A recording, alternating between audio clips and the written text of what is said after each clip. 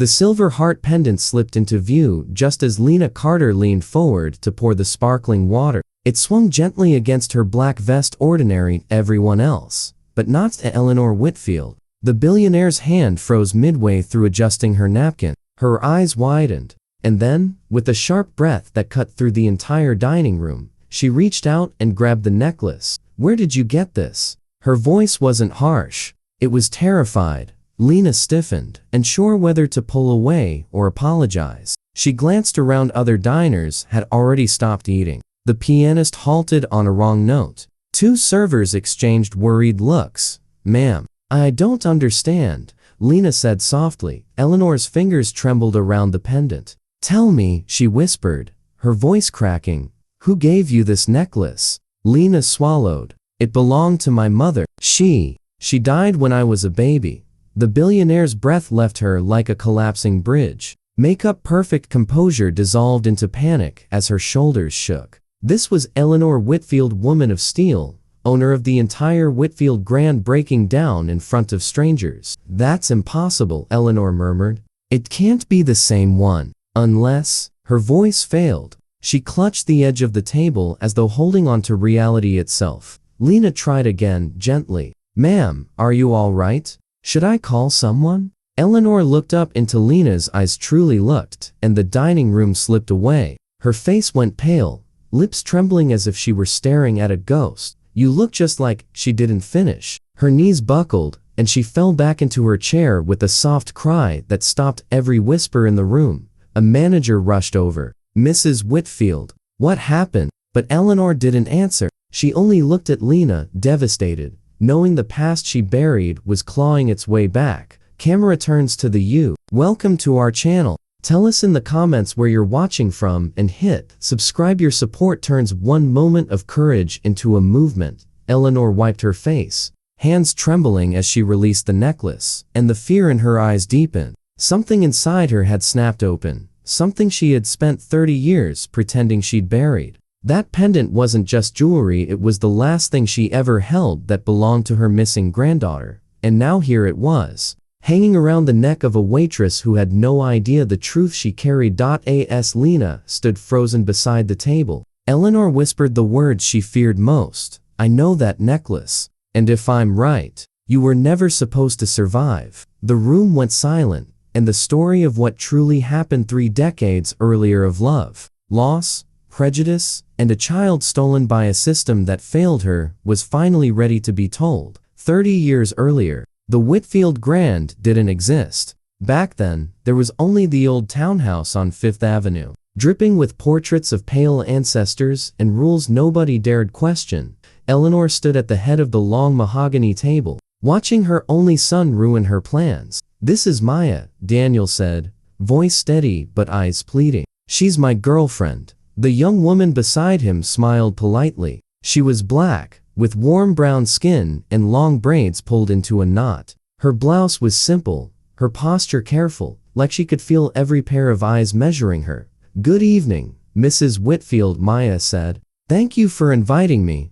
Eleanor heard the words. What she really heard were the whispers of her friends from the country club. "He's seeing a girl from Brooklyn? She's different, isn't she? Think of the family name, Eleanor." She forced a thin smile. "You're studying medicine, is that right?" "Yes, ma'am. 2nd year med school. I'm working nights at the hospital to cover what my scholarships don't." "Ambitious, intelligent, exactly the sort of woman Eleanor would have praised if she'd fit the picture Eleanor had in her head." Dinner was stiff. Daniel kept reaching for Maya's hand under the table. Eleanor pretended not to notice. After dessert, while the staff cleared dishes, Eleanor pulled her son into the study. "This can't be serious," she said quietly. "You know what people will say." "They already say it," Daniel shot back. "I'm the one dating a black woman, remember? I hear it every day. But she loves me, Mom, and I love her." "It's not just about love," Eleanor snapped. "It's about the world you live in. The board, the investors, our name. Do you want your children to grow up never being fully accepted?" Daniel stared at her like he'd never seen her before. "So because the world is racist, you'd rather I help it stay that way?" The question sliced deeper than she'd admit. Weeks later, he came back, eyes brighter, defiant. Maya's hand rested on her stomach. "We're having a baby," he said. "And we're keeping her." He opened a small velvet box, revealing a cheap silver heart pendant with tiny letters etched on the back. Maya found it at a street market. "We're going to give it to her when she's old enough, so she always knows she's loved." For one fragile second, Eleanor imagined a little girl running down the townhouse stairs, silver pendant bouncing at her chest. She imagined braids and giggles, sticky hands on her designer sofa. Love, loud and unapologetic. Then the fear returned of headlines. Shareholders, the silent judgment of every room. She'd spent her life trying to dominate. "Daniel," she said, voice hardening, "you're making a mistake." "No," he replied. "You are." He left that night. The next time Eleanor saw that pendant was in a hospital hallway that smelled like bleach and regret, and by then, Maya was already gone.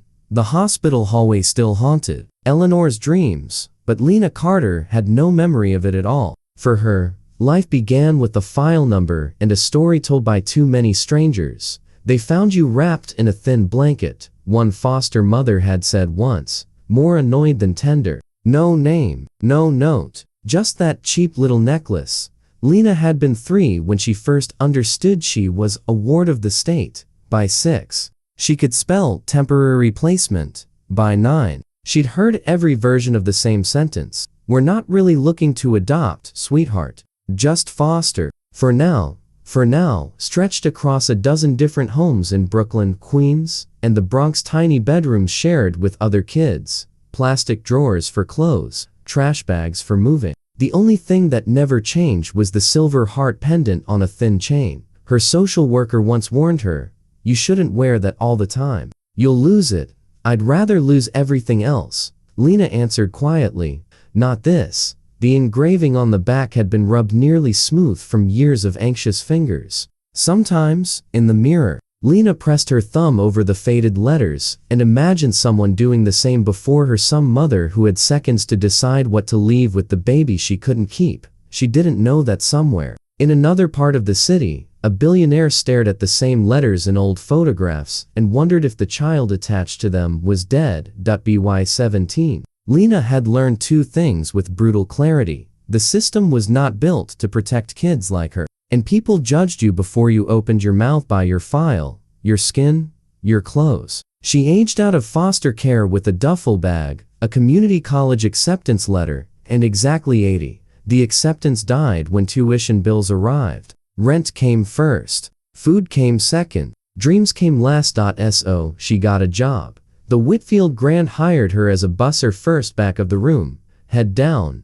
hands busy. Later, after she memorized the menu and proved she could carry 3 plates without dropping a crumb, she became a waitress in the fine dining restaurant under glittering chandeliers she could never afford to sit beneath. Guests barely looked at her, except when they were snapping their fingers for more wine. Managers told her, "Smile more, Lena. You're lucky to be here. Plenty of people would kill for this job." She was grateful, mostly, but late at night, walking home in shoes that pinched, she touched the pendant and whispered, "One day, I won't just be serving other people's lives. I'll have my own." She didn't know that one day would begin the moment an older woman in a tailored black suit reached out, grabbed her necklace, and almost collapsed at her feet. The dining room didn't breathe until the manager stepped in. "Mrs. Whitfield, is everything all right?" "Mr. Harris asked, voice tight. His eyes flicked to Lena. If anything went wrong, she knew exactly who'd be blamed.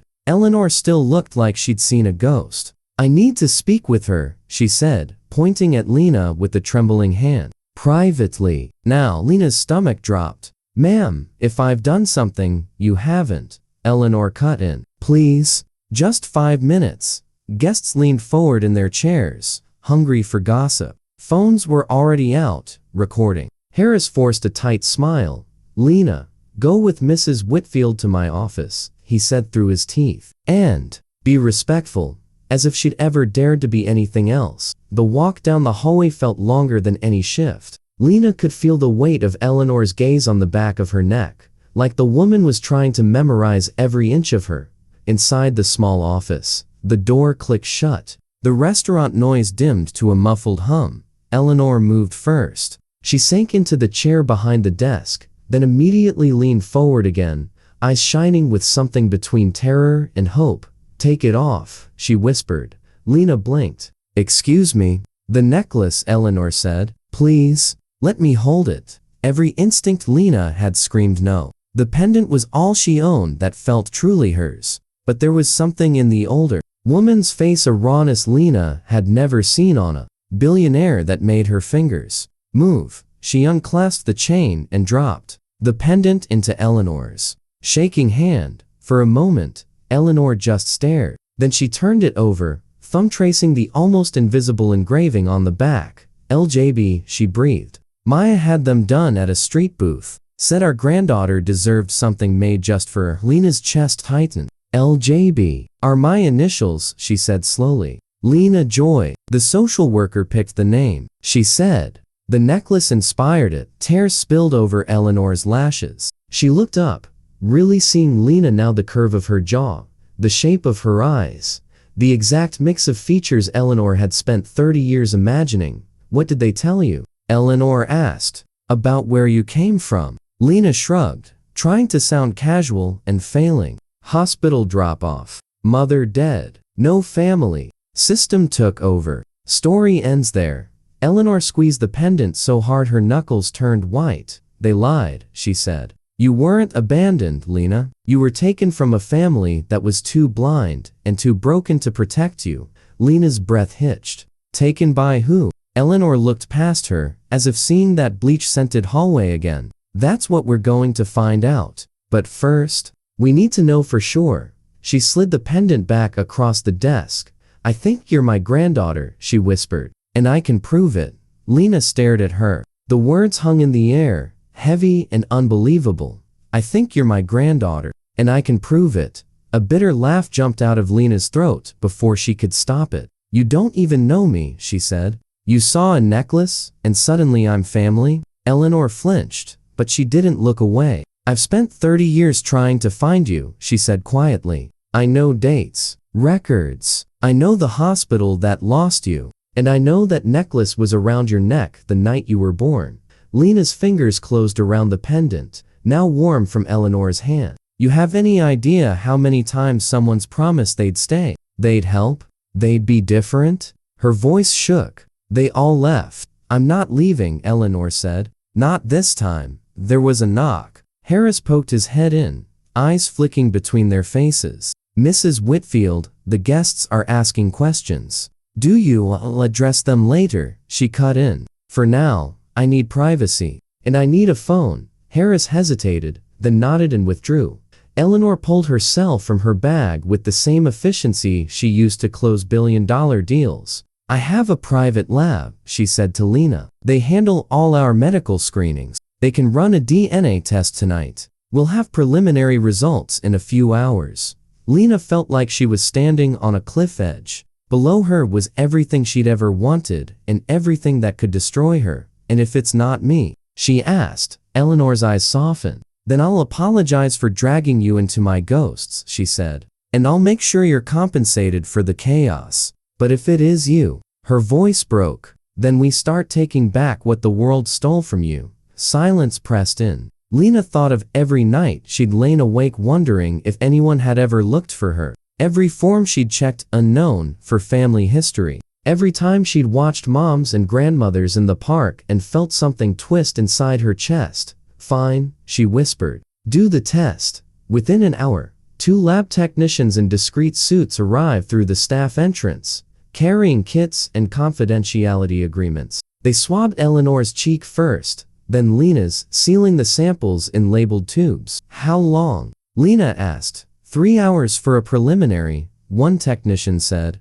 "Full confirmation by morning." 3 hours. Lena had waited her whole life. Suddenly, 3 hours felt impossible. As the door closed behind them, Eleanor sank back into the chair. "While we wait," she said, wiping at her eyes, "I'm calling my investigator. If the system lost you once, I want every name attached to that failure." For the first time, Lena saw the shift in Eleanor's expression from guilt to something sharper. Not just regret. Resolve. Whoever had written her off as disposable 30 years ago had no idea the girl they'd thrown away was about to come back with the Whitfield at her side. The hours crawled like years. Lena paced the small office, arms folded tight across her chest, pendant clenched in her fist so hard her nails dug into her skin. Eleanor sat perfectly still, but her eyes flicked to the door every few seconds, as if sheer willpower could drag the technicians back faster.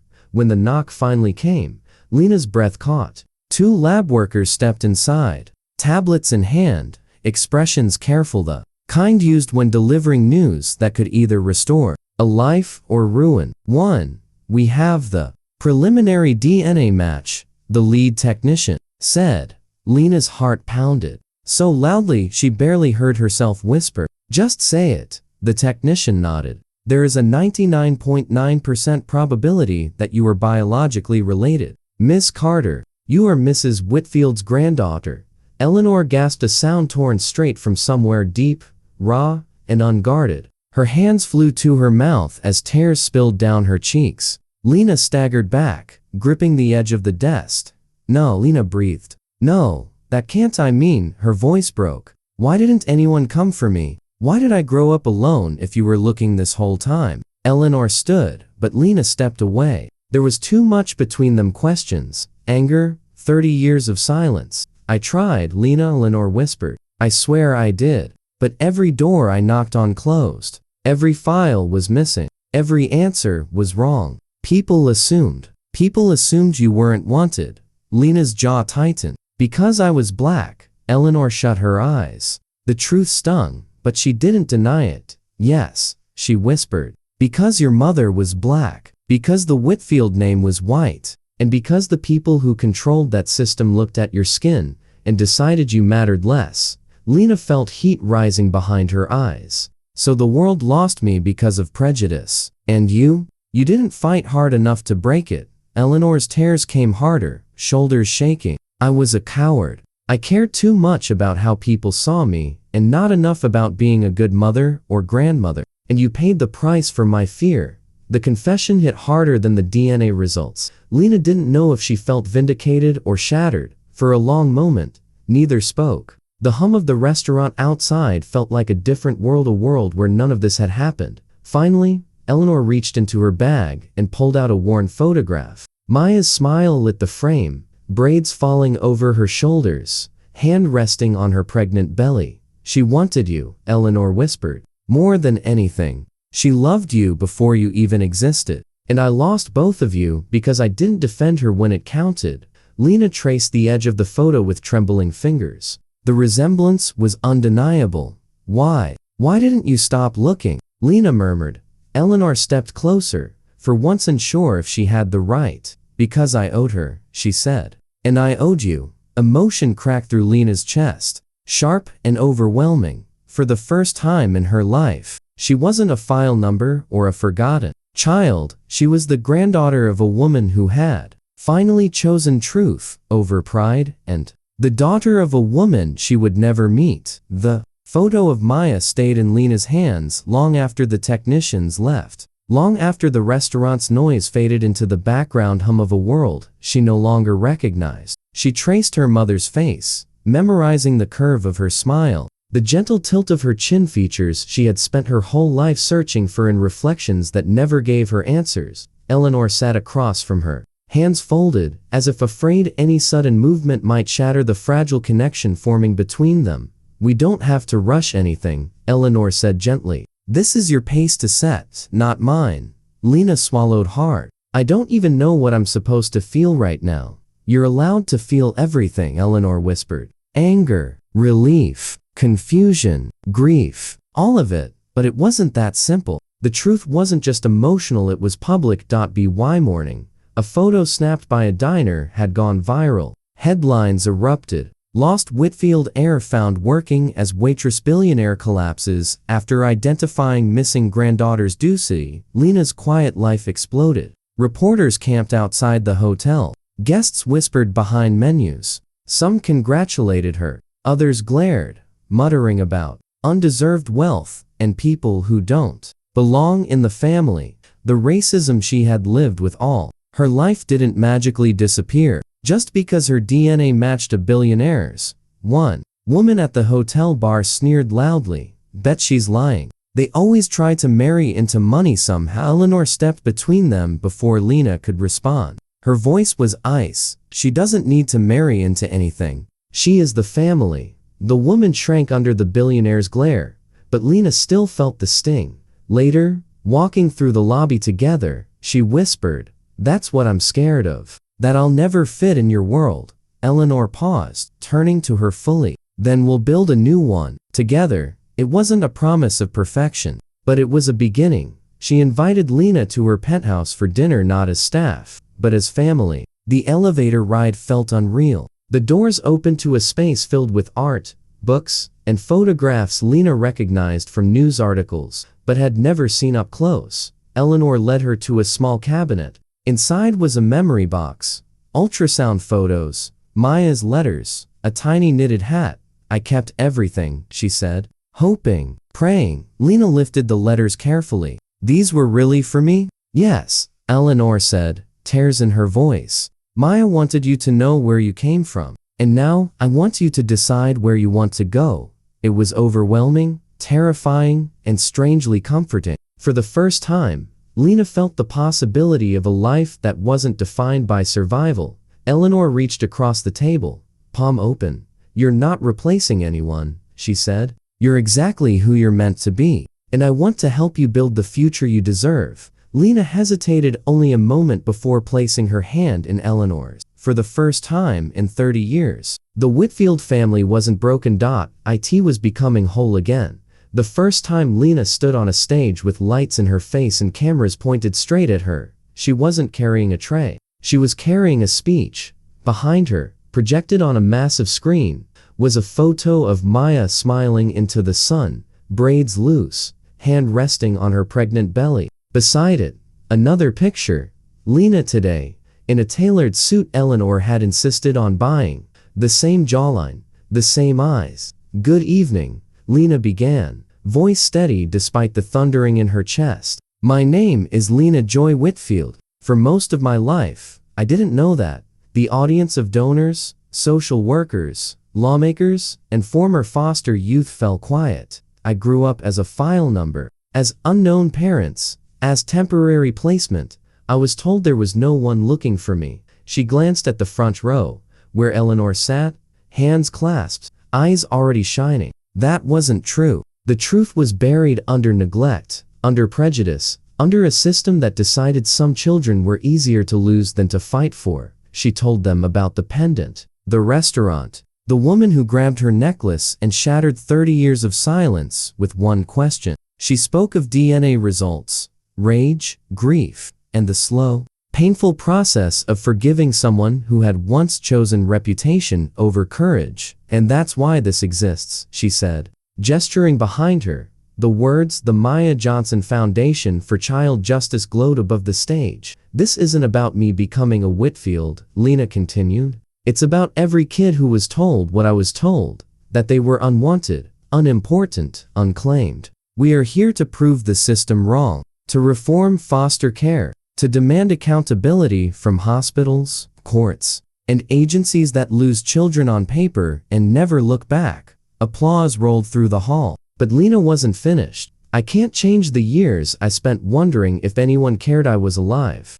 Eleanor can't change the years she spent looking in all the wrong places and not shouting loudly enough when doors slammed in her face. But together, we can make sure no other child disappears because of bureaucracy and bias." She smiled then, a small, fierce thing. "My mother wanted to help people. My grandmother spent her life building power. I intend to use both compassion and influence to tear down what almost destroyed us." She took a breath and looked straight into one of the main cameras, as if speaking to every stranger watching from a screen. If you're listening to this, you're part of the story now. Tell us in the comments where you're watching from, share this with someone who needs hope, and subscribe to follow these real stories of justice and second chances. Your support doesn't just grow a channel, it helps turn one stolen life into a movement for every child still waiting to be seen. Eleanor rose to her feet, leading the standing ovation. As Lena stepped away from the podium, the pendant around her neck caught the light, no longer a lonely reminder of what she'd lost,